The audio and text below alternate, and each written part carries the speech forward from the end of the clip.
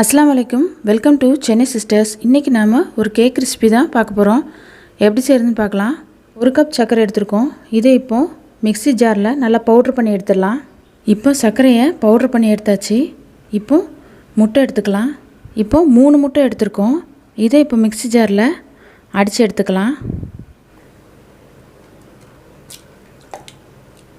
3 முட்டைங்களை உடச்சி இதில் ஊற்றியாச்சு. இப்போது நம்ம பவுட்ரு பண்ண சுகரையும் இதில் சேர்த்துக்கலாம்.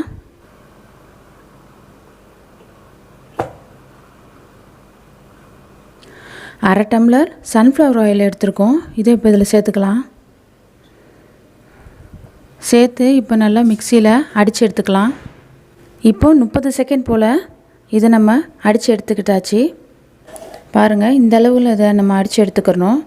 ஒரு 30 செகண்ட் போல் இதை நம்ம அடித்து எடுத்துக்கணும்.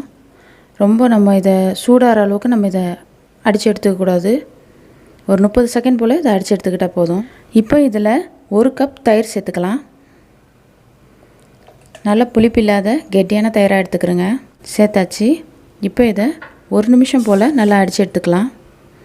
1 நிமிஷம் போல் இதை நம்ம இப்போ அடித்து எடுத்துருக்கோம். பாருங்கள், இந்த அளவில் இருக்கணும். இப்போ இதை ஒரு பவுலுக்கு ட்ரான்ஸ்ஃபர் பண்ணிடலாம். இப்போ நம்ம இதில் 1.5 கிளாஸ் மைதா மாவு சேர்த்துக்கலாம்.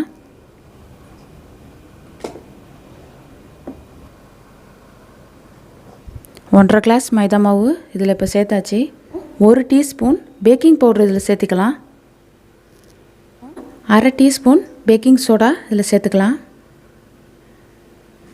மாவு கட்டிகள் எதுவும் இல்லாமல் இதை நம்ம கலந்து எடுத்துக்கலாம். நல்லா இதை அடித்து கலந்து எடுத்துக்கலாம். மாவு கட்டிகள் எதுவும் இல்லாமல் இதை நம்ம இப்போ கலந்து எடுத்துக்கலாம். மாவுலாம் நல்லா கலந்து விட்டு பாருங்கள், கட்டி எதுவும் இல்லாமல் இந்த மாதிரி நம்ம கலந்து எடுத்துக்கணும். இப்போ 1 டீஸ்பூன் வெனிலா எசன்ஸ் இதில் சேர்த்துக்கலாம்.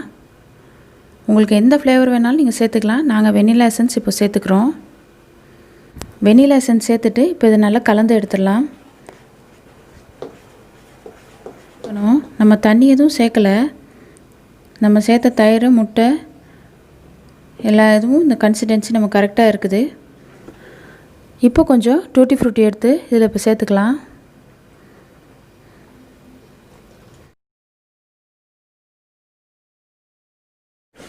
மாவு பேட்டர் அப்படி எதுவும் உங்களுக்கு திக்காக இருந்துச்சுன்னா கொஞ்சம் தண்ணி அல்லது பால் நீங்கள் சேர்த்துக்கலாம். பாருங்கள், இந்த அளவில் இருக்கணும். பேட்டர் ரொம்ப திக்காகவும் இல்லாமல் தண்ணியாகவும் இல்லாமல் இந்த மாதிரி இருக்கணும்.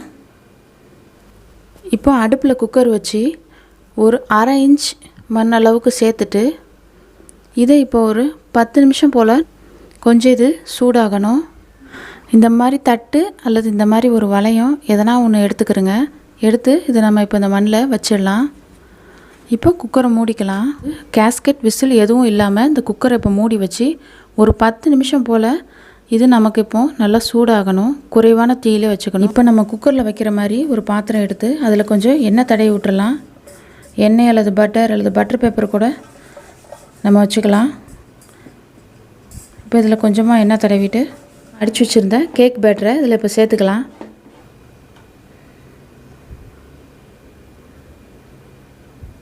இப்போ கொஞ்சம் டூட்டி ஃப்ரூட்டியை மேலே கொஞ்சம் தூவி விட்டுறலாம்.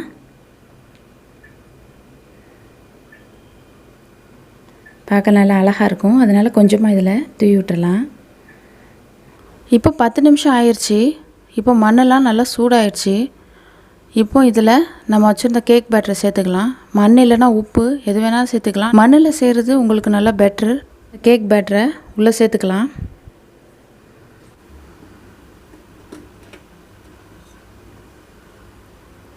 சேர்த்து இப்போ கேஸ்கெட் எதுவும் போடாமல் மூடி வச்சிடலாம்.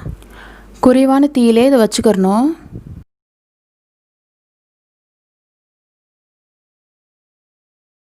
இப்போ பாருங்கள், இந்த கேக்கு நம்ம குக்கரை விட்டு எடுத்து வச்சாச்சு. ஒரு குச்சி வச்சு இப்படி குத்தி பார்த்துக்கணும். இப்போ இந்த குச்சியை எடுத்து பாருங்கள், அதுலேருந்து எந்த விதமான மாவும் ஓட்டலை. இப்போ நமக்கு இந்த கேக்கு ரெடி ஆயிடுச்சு. சப்போஸ் இந்த குச்சியில் நமக்கு மாவு இருந்துச்சுன்னா கேக்கு வேகலைன்னு அர்த்தம்.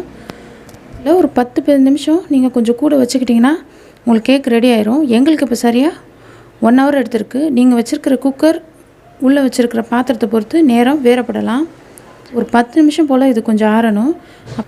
இப்போ ஒரு 10 நிமிஷம் ஆயிடுச்சு. இந்த கேக்கு நல்ல ஓரங்கள்லாம் இப்போ எடுத்து விட்டுறலாம். ஒரு கத்தி வச்சு கேக்கு இந்த ஓரங்கள்லாம் இப்போ எடுத்து விட்டுட்டு இப்போ இந்த கேக்கை ஒரு தட்டுக்கு ட்ரான்ஸ்ஃபர் பண்ணிடலாம்.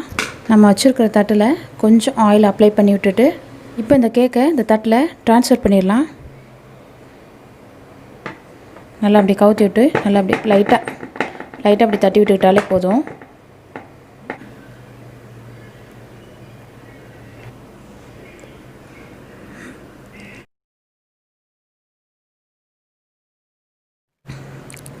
பாருங்கள், இப்போ திருப்பி போட்டாச்சு. நம்மளோட கேக் எவ்வளோ அழகாக சாஃப்டாக இருக்குன்னு பாருங்கள். பாருங்கள் எவ்வளோ அழகாக சூப்பராக இருக்குன்னு. நல்லா சாஃப்டாக இருக்கும்.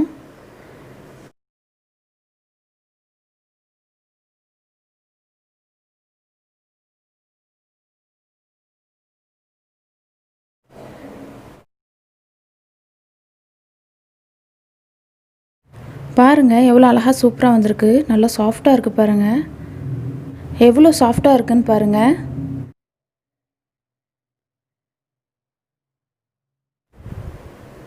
இப்போ நம்மளுடைய வெண்ணிலா கேக்லாம் ரெடி ஆயிடுச்சு. ரொம்ப சூப்பராக டேஸ்டியாக இருக்கும். நாங்கள் சொன்ன மெத்தட்ஸ்லாம் ஃபாலோ பண்ணிங்கன்னா உங்களுக்கு இந்த மாதிரி சூப்பராக சாஃப்டான ஸ்பாஞ்சான கேக் கிடச்சிரும். நீங்களும் கண்டிப்பாக அந்த ரெசிபி ட்ரை பண்ணி பாருங்கள். லைக் பண்ணுங்கள், ஷேர் பண்ணுங்கள். உங்களுக்கு இந்த வீடியோ பிடிச்சிருந்துச்சின்னா சென்னை சிஸ்டர்ஸ்க்கு சப்ஸ்கிரைப் பண்ணுங்கள். பக்கத்தில் இருக்கிற பெல் பட்டனையும் கிளிக் பண்ணிக்கிறங்க. தேங்க்ஸ் ஃபார் வாட்சிங். அஸ்ஸலாமு அலைக்கும்.